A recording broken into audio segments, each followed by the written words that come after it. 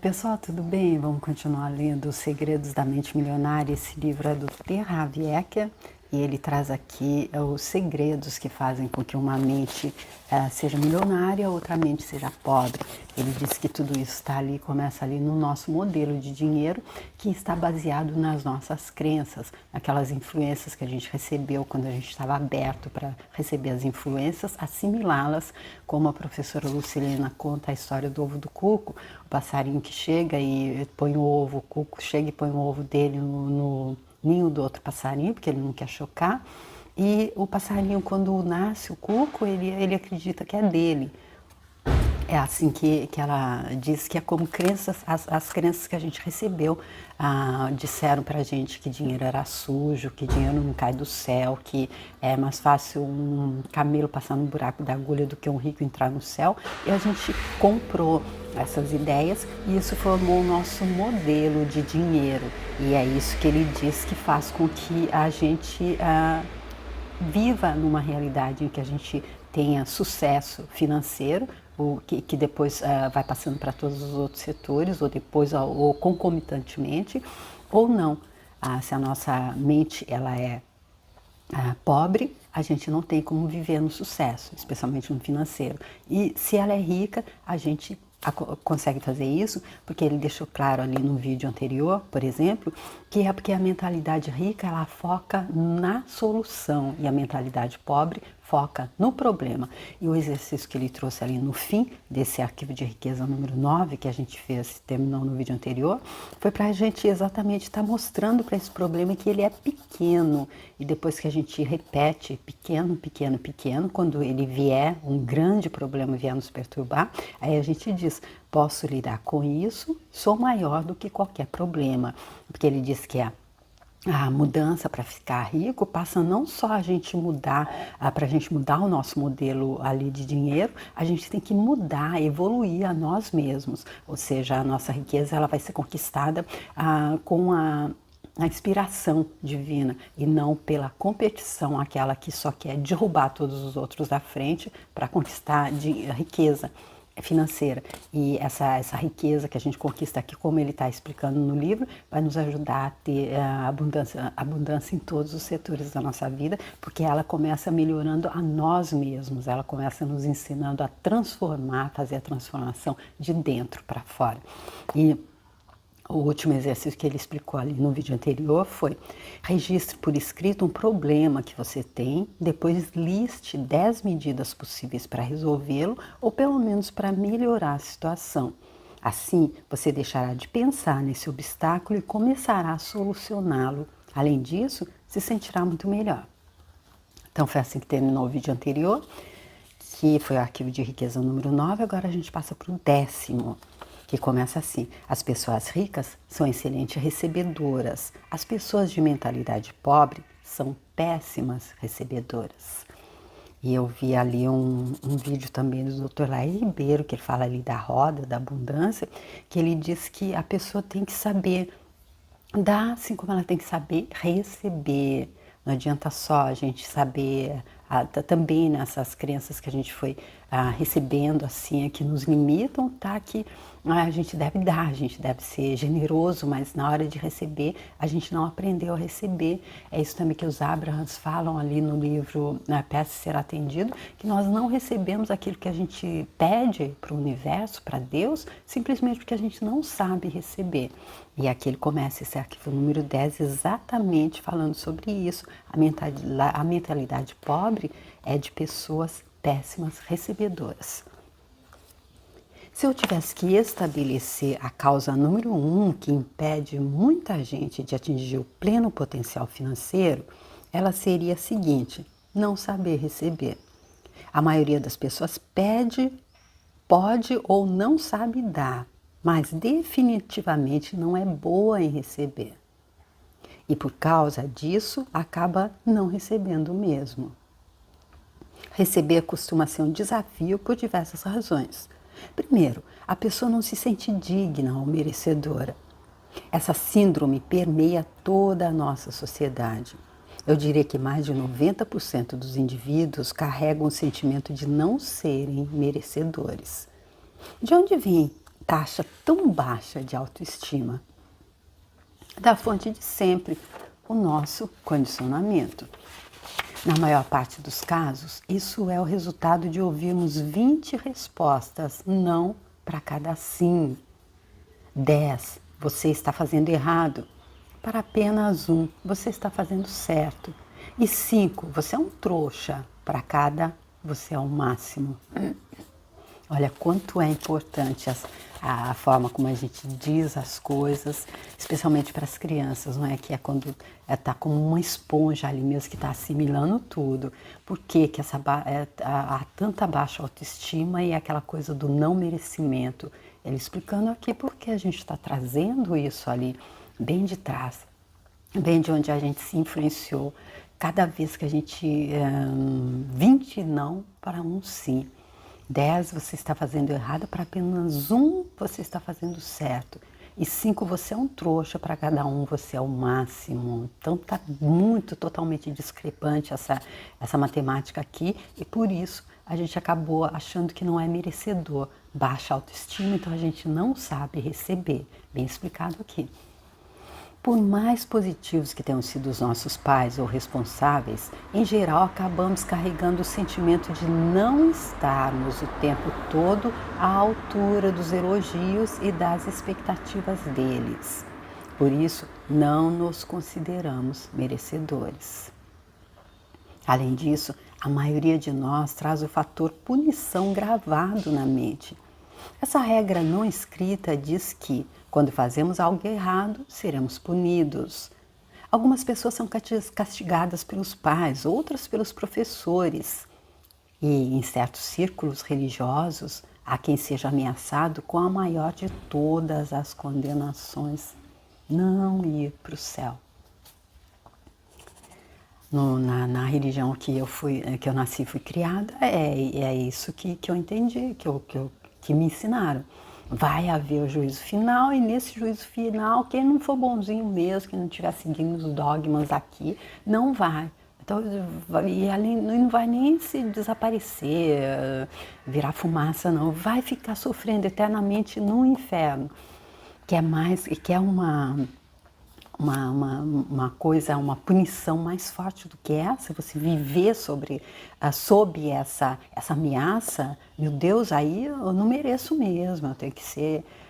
ou a gente entende que tem que ser castigado eternamente, mas eu acredito que esse não merecimento ficou bem claro aqui, como ele disse, baixa autoestima, se, meu Deus, quem está no comando, Deus que está no comando, que Jesus Cristo veio ensinar a chamar de Pai, que é todo amor e bondade, Ele é capaz de fazer isso no final, meu Deus, o que pode mais acontecer? Então, é isso que ele está dizendo aqui. Em certos círculos religiosos, há quem seja ameaçado com a maior de todas as condenações, que é não ir para o céu, ir para o inferno. É claro que, agora que somos adultos, tudo isso é passado, certo? Será? Errado. O condicionamento da punição está tão impregnado na nossa mente que, não havendo ninguém por perto para nos castigar quando cometemos um erro ou quando simplesmente não somos perfeitos, nós punimos a nós mesmos sem perceber.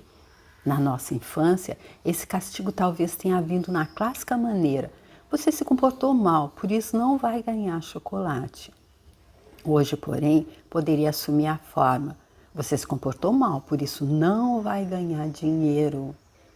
Isso explica por que algumas pessoas limitam os rendimentos delas e outras sabotam o próprio sucesso de modo subconsciente. Tudo vindo ali muito enraizado, subconsciente. A gente está vivendo o efeito dessa causa. Então, ali, quando a gente era criança, a punição, a gente já estava ali sendo condicionado para essa punição máxima, maior ali do final, do dia do juízo final. Mas aquela punição do dia a dia, você se comportou mal, não vai ficar sem sobremesa.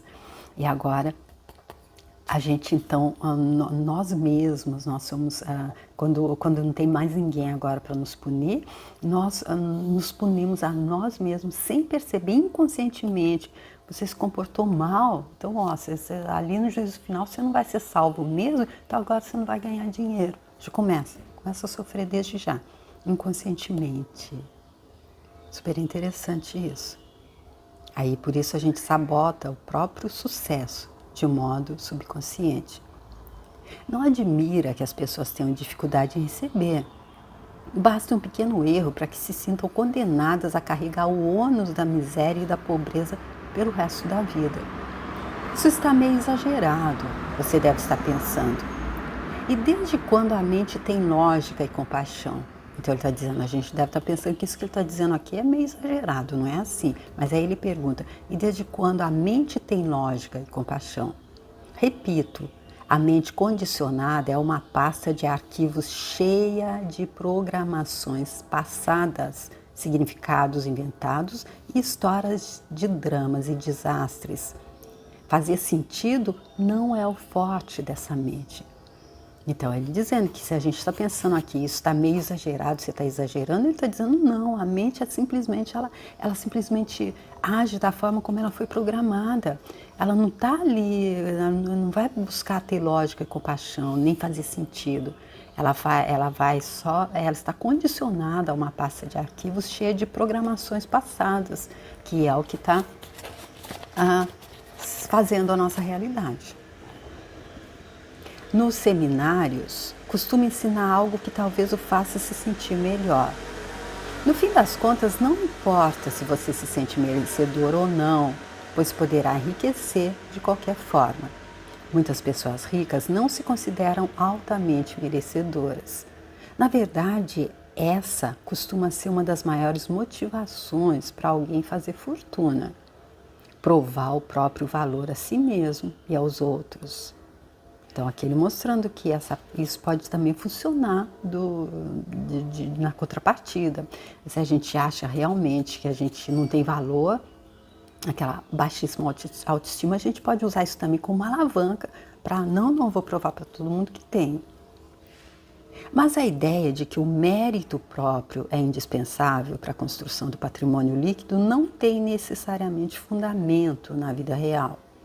Como já disse, enriquecer para atestar a capacidade pessoal talvez não torne a pessoa feliz.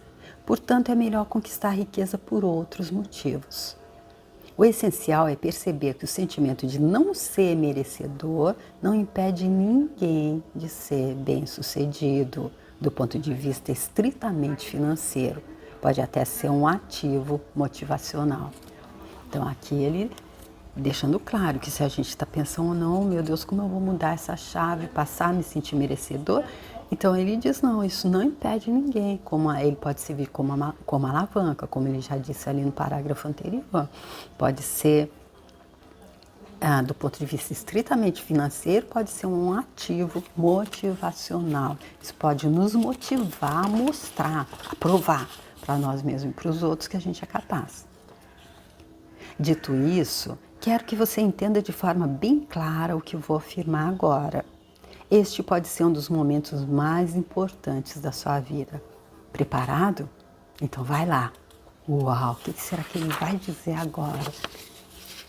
Reconheça que ser ou não merecedor é apenas uma história, essa palavra entre aspas, inventada. Mais uma vez, nada tem significado, exceto aquele que nós mesmos atribuímos às coisas. Quanto a você, não sei, mas eu nunca ouvi falar de alguém que ao nascer tenha passado pela fila do carimbo. Essa expressão entre aspas. Você consegue imaginar Deus carimbando a testa de cada pessoa que acaba de chegar ao mundo?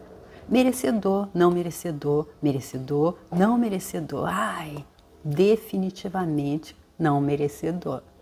E aqui ele trazendo um pouco de humor. Era essa a dica, então, que ia mudar a nossa vida, que ele disse. Olha que interessante. Então, foi só uma história inventada.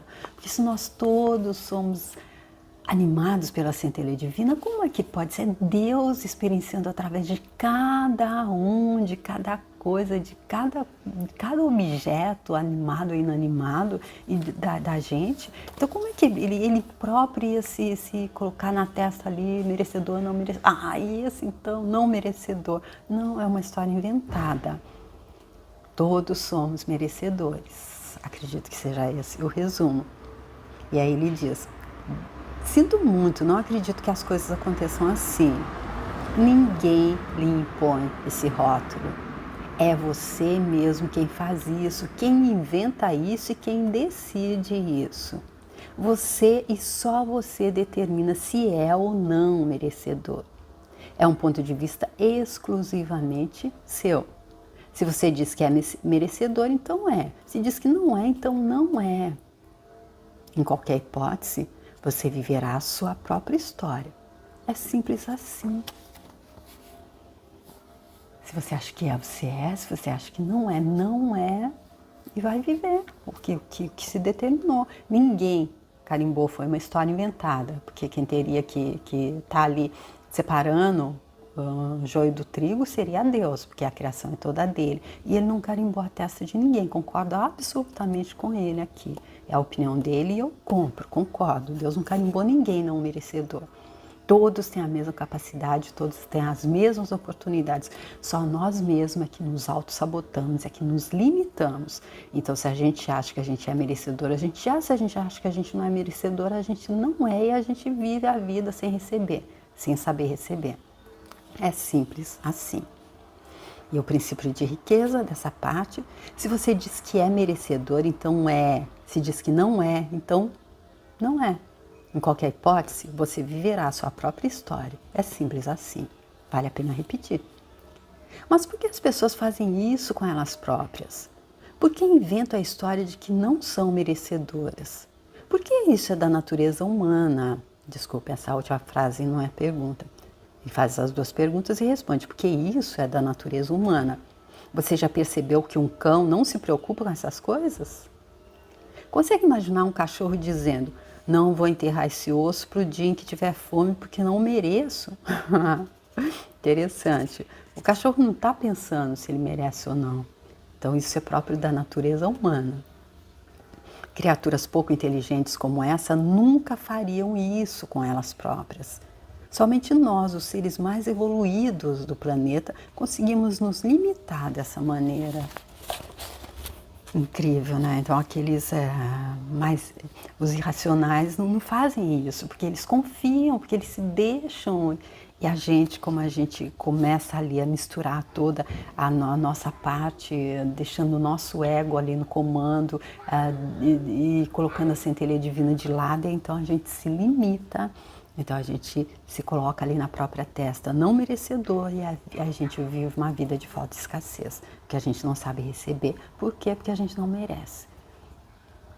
Um dos meus próprios ditados é, se um carvalho de 30 metros de altura tivesse a mente de um ser humano, cresceria apenas 3 metros. Nossa, que interessante. Depois do exemplo do cachorro, um animal, ele traz o exemplo ali das árvores, da natureza. O carvalho só cresce desse jeito porque ele tem certeza que tem alguém no comando, que ele merece, ele se deixa levar, ele solta. Eis, portanto, a minha sugestão. Como é muito mais fácil mudar a sua história do que o seu senso de merecimento, altere a sua história em vez de se preocupar em modificar o seu senso de merecimento. É bem mais simples e barato. Apenas invente uma história nova e mais positiva e viva. Então aqui ele trazendo. Parece bem fácil, né? Como será que a gente faz isso? Para modificar o nosso senso de merecimento que está ali enraizado, lá no fundo, talvez seja difícil puxar, pesado, tirar isso, mudar essa crença que está limitando a gente, que está fazendo com que a gente não receba, porque ela diz para a gente que nós não merecemos. Ele diz que é mais simples e barato mudar, então, a nossa história, mudar a nossa história, inventar uma nova e mais positiva e vivê-la. Eu não posso fazer isso, afirma você, foi isso que eu pensei. Sinto muito, mas não sou indicado para dizer se sou ou não merecedor. Isso tem que partir de outra pessoa. Um outro exemplo ele traz. Sinto muito, digo eu. A questão definitivamente não é assim. Não faz a menor diferença o que alguém diz agora ou disse no passado, porque para que essa ideia dê resultado, você tem que acreditar nela e aceitá-la por inteiro. E isso não pode ser feito por outra pessoa que não seja você mesmo.